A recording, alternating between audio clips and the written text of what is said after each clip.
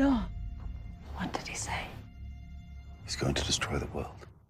Russell Crowe playing the title character in the new Hollywood motion picture Noah, under fire now from religious groups for his portrayal of that biblical character. But Crowe, true to form, has sought to quell his critics by seeking support from an unlikely source, Pope Francis himself. Crowe utilizing social media to try to cajole the Pope into watching Noah, which has drawn so much fire from spiritual groups. He also asked for a personal audience with the Pope. The Vatican's chief spokesman quashed both ideas, saying Pope Francis would not watch the film and Crowe would not be granted a private audience. But Crowe and director Darren Aronofsky were in the invitation-only section of St. Peter's Square yesterday, where they reportedly had a chance to meet the Pope, and Russell Crowe himself in social media had the pictures. Yeah, we saw those pictures on Russell Crowe's Twitter account. Interesting stuff there, how it all played out. He wanted to meet with the Pope privately, but didn't get a chance to do that meeting with him in a more public setting. Joining us right now to talk about the controversy with Noah and also the Friends of Abe getting their nonprofit status is James Hirsen, our man on the left coast. Thanks for being with us, James. Hey, good to be with you. How are you? We're doing great. We're doing great. So tell us about what's going on with this Noah movie and why it's creating so much controversy. Well, it's creating controversy simply because it deals with the subject of faith, and Hollywood has a dubious track record when it comes to films on faith in modern times. And so religious people are poised, if you will, to react negatively, particularly when you're talking about something that comes from Scripture. Now, the subject of Noah's story comes from several chapters in Genesis, and there's not enough material there to fill in a typical 2.5 hour Hollywood script. So there's no way to do a feature film about Noah without some sort of creative license.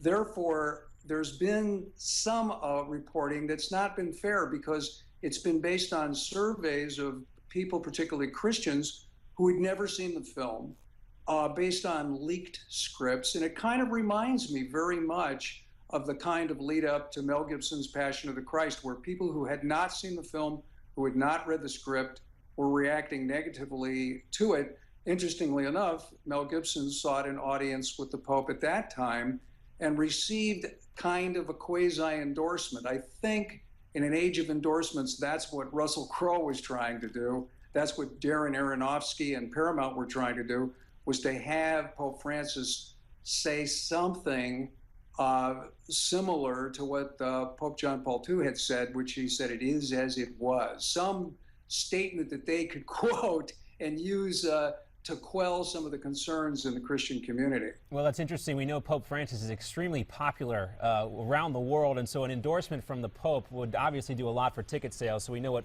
Russell Crowe's real motivation was in that ploy. Well, sure. I mean, this is a major studio motion picture, big budget.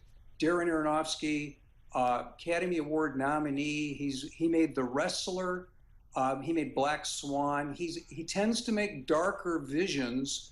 But then you look at the cast of this film, and it's literally a bunch of Academy Award winners and nominees. I mean, Anthony Hopkins, you mentioned Russell Crowe. Jennifer Connelly is playing Russell Crowe's wife. You know, I think she's done that before in A Beautiful Mind. And it's just an all-star. Emma Watson is in it. And it looks, just in the outtakes in the trailers, it looks beautiful. There was that leak of the script. A blogger said that Noah was described as a, quote, environmental wacko, close quote. And there is some, whether that survives in the final cut, Noah is a vegetarian. Darren Aronofsky, who's not a religious man, said he's been obsessed, the director, has been obsessed with Noah since he's been a little kid.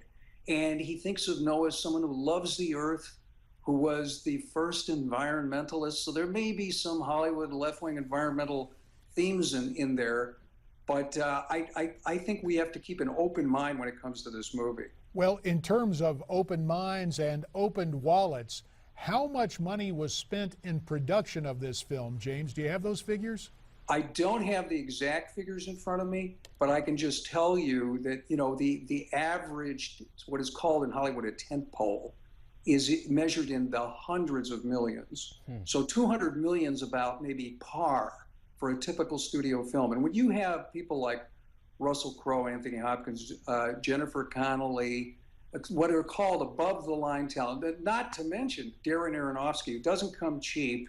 We're talking about Paramount Pictures, so we can safely assume this is a pretty high-budget film. Plus, it's a film that, if you look at the trailers, involves a lot of special effects. It will most likely be released, in 3D.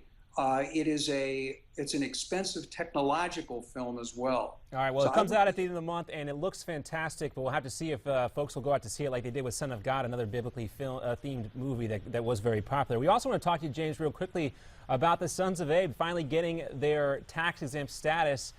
Is Hollywood becoming a little bit more friendly to conservatives? Well, Hollywood is not. There is just an overwhelming majority of people that are in power that greenlight films, talent.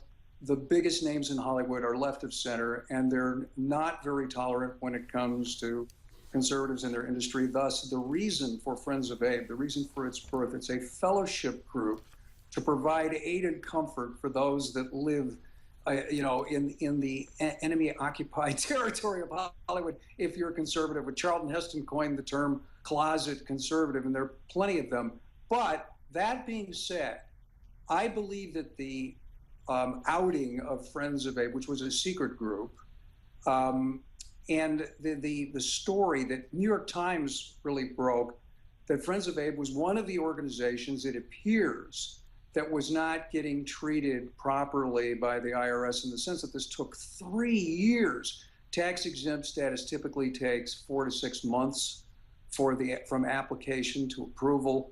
And then it was reported by the New York Times that the IRS at some point sought to get behind the security wall of Friends of Abe's website, where some of their activities are, but also their member list. Yeah, there's a lot of very concerning stuff here with all of this, and Jim Jordan, the congressman, today announcing that he's going to try to get a special prosecutor for these IRS cases. And James Hirsen, it sounds like the blacklist is very much in place still in Hollywood. Instead of communists in the 50s, it's conservatives here in the 21st century. Oh, there's no question that, look, Hollywood it's a very difficult business. The entertainment business is a glamour industry, very difficult. And so part of it depends on networking and social events and invitations. And everybody knows it. It's unspoken, but everybody knows that if you are public about certain very unpopular issues in Hollywood, issues like the sanctity of life, the Second Amendment, constitutional issues, small government, things like that, Tea Party issues, you won't get invited to those social events. Wow. No, it's not supposed to be like that, no matter what your politics. Don't worry, James, we're going to invite you back time and again. We thank you for the time today, and we really appreciate you coming on America's Forum. More to come here on the show. We want to, of course, hear from you. What do you think about the situation out in Hollywood? Are you going to go see the new movie? Noah, write into us on America's Forum on social media at Newsmax TV. #. Adding a custom grind to the sole of a wedge